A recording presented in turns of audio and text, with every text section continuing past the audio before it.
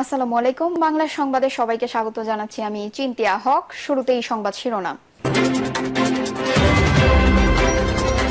নির্বাচন নিয়ে যেন কোনো টালবাহানা না হয় বললেন আজম খান।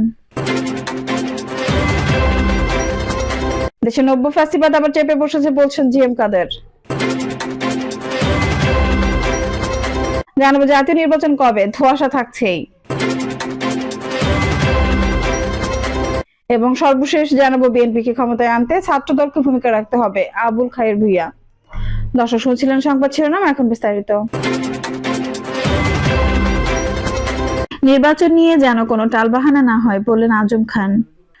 বিএনপির vice chairman advocate Ahmed Azam Khan বলেছেন, সংস্কার কর্মসূচি চলমান প্রক্রিয়া, সংস্কার শেষ করেও নির্বাচন করা যাবে না। কারণ সংস্কার একটা শেষ হবে আর একটা সামনে আসবে, তা যুগ যুগ ধরে চলবে। তাই সংস্কার শেষ করে যারা নির্বাচনের কথা বলেন তারা নির্বাচনকে ভয় পায় এবং নির্বাচনকে প্রলম্বিত করতে চায়। অনেকে আবার বলে থাকেন আওয়ামী লীগের বিচার শেষ করে তবেই নির্বাচন। বিচারটা একটা লম্বা প্রক্রিয়া, সেটাও তো দীর্ঘ সময়ের ব্যাপার, ওটাও নির্বাচনকে প্রলম্বিত করবার আরেকটা চালাকি। নির্বাচন নিয়ে যেন কোনো ধরনের তালবাহানা না হয়, নির্বাচন আর ঐক্য নিয়ে তালবাহানা আমরা প্রত্যাশা করি না। প্রধান অতিথি আরো বলেন, কেউ যেন বাইরে এবং ভেতরে থেকে আমাদের ঐক্য নষ্ট করতে না পারে। সকল ষড়যন্ত্রকে প্রতিহত করার জন্য আমরা পুরো জাতি ফ্যাসিবাদের বিরুদ্ধে ঐক্যবদ্ধ আছি, যেন ষড়যন্ত্রকারীরা সফল হতে না পারে। আমাদের সামনে যে গণতন্ত্রের অগ্রযাত্রা নির্বাচন, সেই নির্বাচনকে ব্যবহৃত করতে না পারে। দ্রুত নির্বাচনের মাধ্যমে আমরা দেশে গণতন্ত্র ফিরিয়ে দিতে চাই। তিনি আরো বলেন, অনেকেই ঘোলা পানিতে মাছ শিকার করার চেষ্টায় আছেন। বাংলাদেশে আর কোনো ঘোলা পানি তৈরি করতে দেওয়া হবে না। জনগণের ক্ষমতায়নে আমরা সকল ষড়যন্ত্র ভেদ করে সংস্কারের পাশাপাশি দ্রুত নির্বাচনের জন্য প্রস্তুত হচ্ছি। জনগণ মুখিয়ে আছে ভোট দেওয়ার জন্য। যারা জনগণের ভোটে নির্বাচিত হতে চান, যাদের জনগণের বিচার মাথা পেতে নেওয়ার মানসিকতা আছে, তারা সবাই আসুন, আমরা নির্বাচনের দিকে এগিয়ে যাই। দেশের নব্য ফ্যাসিবাদ আবার চেপে বসেছে বলছেন জিএম কাদের। জাতীয় পার্টির চেয়ারম্যান জিএম কাদের বলেছেন, দেশে নব্য ফ্যাসিবাদ আবার চেপে বসেছে, হত্যাকাণ্ডের বিচারের নামে প্রহসন চলছে। তিনি আরো বলেন যে ফ্যাসিবাদের বিরুদ্ধে আমরা সংগ্রাম করলাম, আবার সেই ফ্যাসিবাদ দেখতে পাচ্ছি। আমার মনে হয় একটি মুক্তিযুদ্ধ অবশ্যম্ভাবী হয়ে উঠেছে। সভা সমাবেশ করার অধিকার আমাদের গণতান্ত্রিক অধিকার। অহিংসভাবে প্রতিষ্ঠা বার্ষিকীর কর্মসূচি পালন করবে, এটা আমাদের অধিকার। আমরা একটি রাজনৈতিক নিবন্ধিত দল। শান্তিপূর্ণ কর্মসূচি করার অধিকার আমাদের আইনগত অধিকার। যদি কেউ হুমকি দিয়ে থাকে, রাষ্ট্রের দায়িত্ব ছিল নিরাপত্তা নিশ্চিত করা। রাষ্ট্র সেটি পালন করছে না।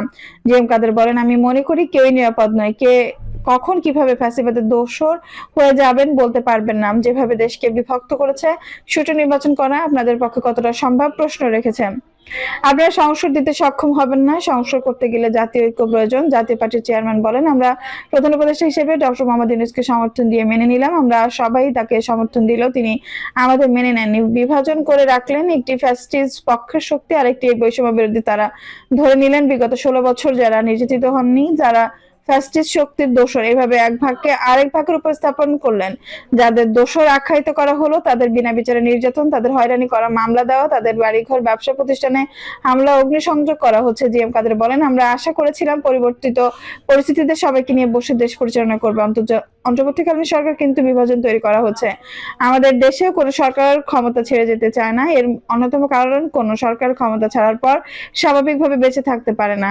এর অন্যতম কারণ হলো সরকার ক্ষমতা ছাড়ার পর স্বাভাবিকভাবে বেঁচে থাকতে পারে না। জিএম কাদের বলেন, বলা হচ্ছে আগে আমরা হত্যার বিচার করব, তারপর নির্বাচন। দেশে হত্যার বিচারের নামে প্রহসন করা হচ্ছে। তারা যাদের দোষর মনে করেছে তার নামে মিথ্যা মামলা দেওয়া হচ্ছে। বিচারের ক্ষেত্রে বলা হয় 10 জন দোষী ছাড়া পেয়ে গেলেও একজন নির্দোষ লোক যেন সাজা না পায়। আমরা দেখেছি উল্টো, প্রতিহিংসার আগুন ছড়িয়ে দেওয়া হচ্ছে, প্রতিপক্ষকে ফাঁসানো হচ্ছে। আশঙ্কা হয় প্রতিপক্ষকে নির্মূল করাই সমাধান। তাহলে কি 50 ভাগ লোককে নিশ্চিহ্ন করা হবে? তাদের যেন ভাবে ফাঁসি দেওয়া হবে। পাকিস্তান চেয়েছিল, তারা পারেনি। রাজনৈতিক প্রতিপক্ষকে ব্যক্তিগত শত্রুতার পর্যায়ে নিয়ে যাওয়া হচ্ছে। এসব বিচার করতে 5 থেকে 10 বছর সময় লাগতে পারে। হত্যার বিচার বলে কালক্ষেপণ করার কোনো সুযোগ নেই। জাতীয় নির্বাচন কবে, ধোঁয়াশা থাকছে।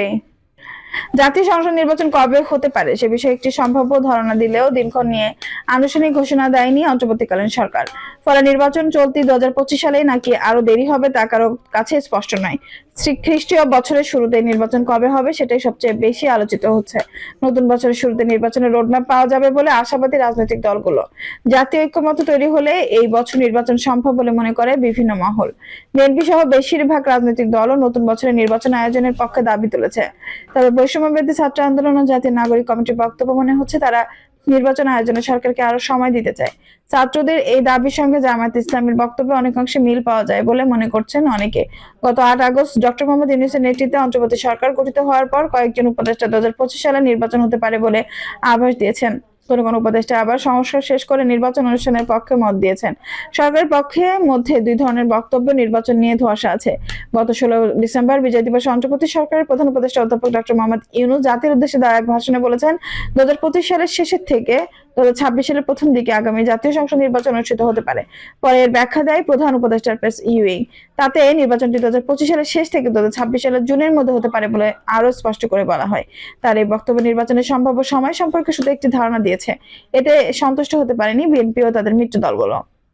মিত্র দল সহ অনেকে। প্রধান উপদেষ্টার এই বক্তব্যের পর বিএনপি তাদের শরিক ও বাম ঘরানার অনেকে বলে দল 2025 সালের মধ্যে নির্বাচনের দাবি তুলেছেন। সেনাপ্রধান জেনারেল ওয়াকারুজ্জামান একটি গণমাধ্যমকে দেওয়া সাক্ষাৎকারে গতকাল বলেছেন দেশটা কঠিন পথে চলছে, এই থেকে উত্তরণ পেতে হলে রাজনৈতিক দলকে আসতে দিন, রাজনৈতিক দল ক্ষমতায় এলে তারা এইসব সমস্যা সমাধান করবে। কাজে আসুন এই সময় আমরা সবাই মিলে সরকারকে সহায়তা করি যাতে তারা সংস্কারগুলো শেষ করে নির্বাচনের দিকে যেতে পারে, আমরা যেন তাদের উপরে বোঝা না চাপাই। সেনাপ্রধানের দেওয়া বক্তব্যে অনেক দ্বিধা কেটে যাবে বলে মনে করছেন বিএনপি নেতারা। সামাজিক যোগাযোগ মাধ্যম ফেসবুকে স্ট্যাটাস দিয়ে দলটির নেতারা বলে সেনাপ্রধানের এই বক্তব্য নিশ্চিতভাবে দেশের জন্য ইতিবাচক বার্তা দেবে।